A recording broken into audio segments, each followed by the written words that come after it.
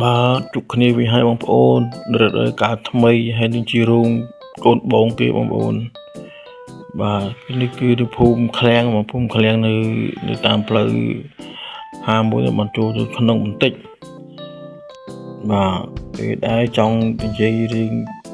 បន្តិចបងប្អូនជារឿងការលេងភ្លេងបងប្អូនខាងឧទាហរណ៍នៅខាងស្រុកខ្ញុំនេះគឺការកែភ្លេងពីច្រើនក៏តួ affair ដូចជាអត់នេះក៏មកតម្លៃថ្លៃបងប្អូនមកតម្លៃថ្លៃហើយគឺរងទៀតមានតការភ្លេងខ្លះគាត់ដេញជើងបងដូចជើងគ្នាដល់បន្ទាត់តម្លៃមែនតើបងប្អូនគឺខ្ញុំធ្លាប់លេងនៅខេត្តផ្សេងនៅខេត្តពងចានត្បូងឃ្មុំអីគឺកែភ្លេងគេស្រួលគ្នាល្អមកតម្លៃអីគឺអត់សូវជាបញ្ហាគឺស្រួលស្រាក់ដៃគ្នាបងប្អូនដើម្បីឲ្យចំណេញដល់អ្នកលេងនឹងចំណេញទៅតកែប៉ុន្តែខាងយើងនេះវិញគឺពិបាកបងប្អូនគឺមើលថាតកែខ្លះគឺតម្លាក់តម្លៃដេញជើងគ្នាទៅបងវិញពិបាកដល់ពេលអញ្ចឹងយើងជាសិល្បករតាមខេត្តអញ្ចឹងគឺវាពិបាកតម្លៃក៏ស្បានថ្លៃហើយរួមក៏បានតិចទៀតអញ្ចឹងបងប្អូន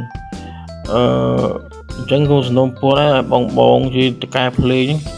នៅខាងម្ដងអីហ្នឹងឬខាងណាក៏ដែរបងប្អូនសូមមេត្តាយើងរួបរวมគ្នាយើងសហការគ្នាដាក់តម្លៃមួយសមស្របទៅកុំដេញជើងអញ្ចឹងបងប្អូនវាមិនចំណេញទេវាខូចទីផ្សារខ្លួនឯងទេអីជាតម្លៃបើយើងធ្វើអញ្ចឹងងាប់ដល់សិល្បៈគ្នាយើងអស់ហើយ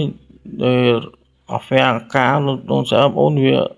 មិនដូចជាតារាគឺបានថ្លៃតែយើងតារាថា affair ការបានតម្លៃថោកហើយ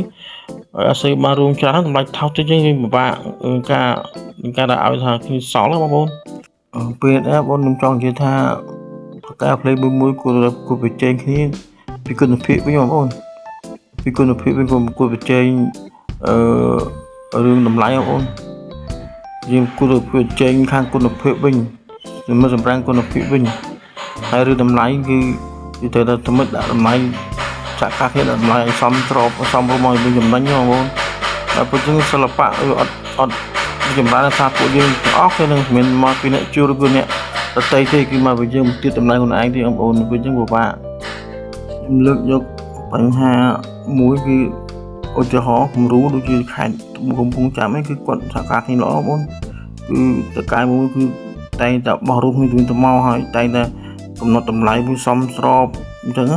ហើយគេចិត្តប្រកួតប្រជែងនឹងគុណភាពវិញគឺសម្រាប់គុណភាពលេងការសម្ដែងគេគឺល្អ